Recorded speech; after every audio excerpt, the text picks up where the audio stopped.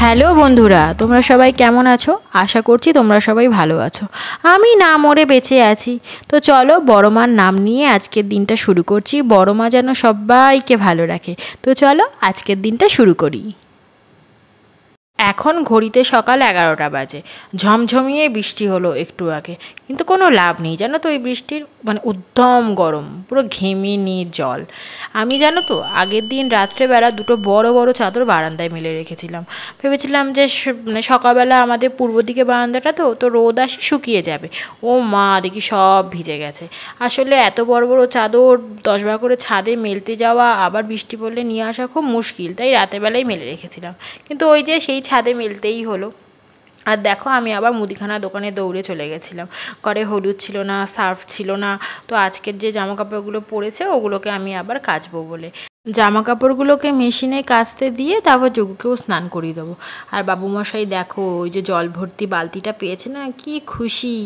আমি ভাবছি যে তুই যা করবি কর বাবা, আমার কাজটা হোক, তারপরে তোকে ধরছি। সে একা একা ডেলি এখন স্নান করার চেষ্টা করে, জানো, বালতি করে মগে নিয়ে জল নেয়, মাথা অবধি ঢালতে পারে না, কোমরে জলটা ঢেলে ভিজিয়ে দেয় নিজেকে নিজে। আর দেখো আজকে আমি রান্না করেছিলাম হচ্ছে বিউলির ডাল, আর এদিকে একটু চিকেন কষা ছিল আগের দিন রাতের, আর লোটে মাছটা যেটা কালকে এনেছিল না সেটা করে দিয়েছিলাম। আর আমি এখানে খেতে বসলে যোগুকেও একটু একটু করে খাইয়ে দিই, জানোই তো ও খায় তো কিছুই না।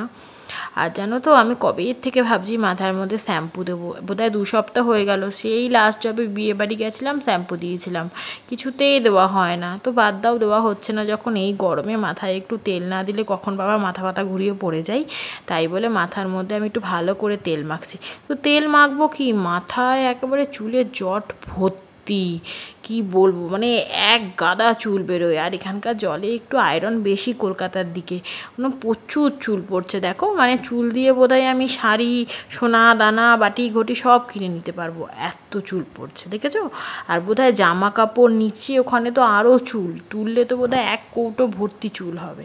কী যে করবো জানি না। আগে তাও বিয়ের আগে অনেক রকম মাথার মধ্যে প্যাক মাখতাম, এই মাখতাম, চুলটা ঠিক ছিল। এখন সময় কোথায় যে করব।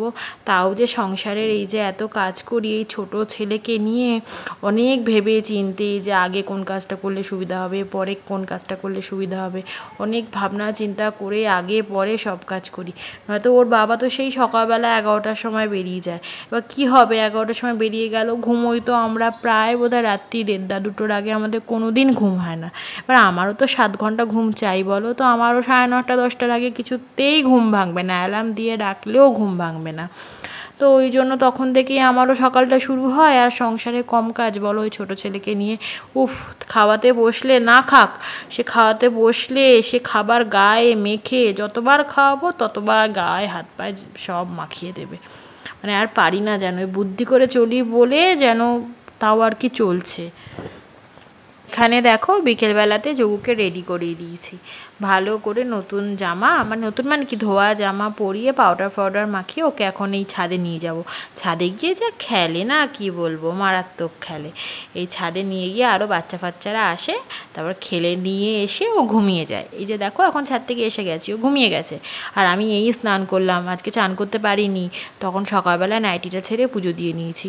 এখন স্নানটা সেরে আমি ঠাকুরকে সন্ধে দিয়ে নিলাম। আর এই যে ফুলটা দেখছো না, আমি একটা নতুন গাছ লাগিয়েছি, জবা ফুলের, দেখলাম বেশ ভালোই ফুল হয়েছে, কুড়ি ছিল ওটাতে আগে আর কি, তো ফুলটা আর কি ফুটে গেছে। আমিও ঝটাফট তাই সন্ধেটা দিয়ে নিলাম। এবার সন্ধে দিয়ে বুঝতে পারছো ভীষণ খিদে পেয়ে গেছে, কি করব, বাইরে একা একা বেরোতে ইচ্ছা করছে না, একটু বৃষ্টির ওয়েদার, কখন ছেলেটা ভিজে যায়। তাই ঘরে যেহেতু যে লোটে মাছটা ছিল না, আলু বেগুন দিয়ে করেছিলাম, ওটাকেই বেসন দিয়ে লোটে মাছের চপ করে দিয়েছিলাম, খেতে কিন্তু দারুণ হয়েছিল। আর এদিকে দেখো আজকে আমি রাত্রেবেলায় একটুখানি আলু পটল ভাজবো, আলু পটলটা তাই কাটতে বসিয়েছি ওকে নিয়ে। দেখো তোমরা শুধু দেখো ও কী অবস্থা না করছে, কেটে আমি কাঁচ কি গোছাবো, ও উল্টে আমার কাঁচটাকে ডেইলি বাড়িয়ে দেয়, এত দুষ্টু না, আমি কি বলবো তোমাদের। দেখো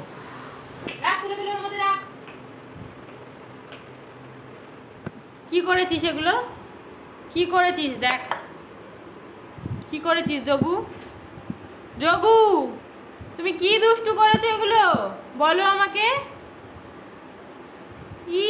এই আলু ভাজাগুলো নিয়ে আমার গায়ের উপর কেন উঠছিস?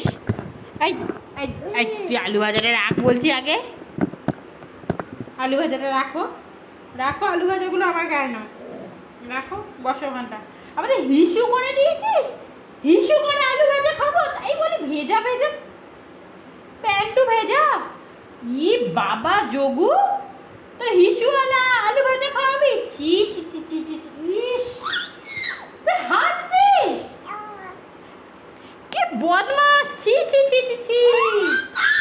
হ্যাঁ হ্যাঁ হ্যাঁ, খাবো সব খাবো সব। দেখলে তো কি দুষ্টুমিটাই না করে। উফ, মানে কি বলবো, যতই ভেবেচিন্তে গুছিয়ে কাজ করি না কেন সেই লেট হয়েই যাবেই। যদিও কি আর করা যাবে, ছোট বাচ্চা থাকলে এরকম করেই গুছিয়ে কাজ করতে হবে।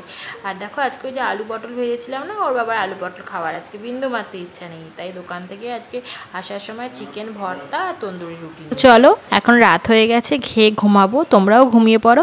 আজকের ব্লগটা এখানেই এন্ড করছি, চলো টাটা।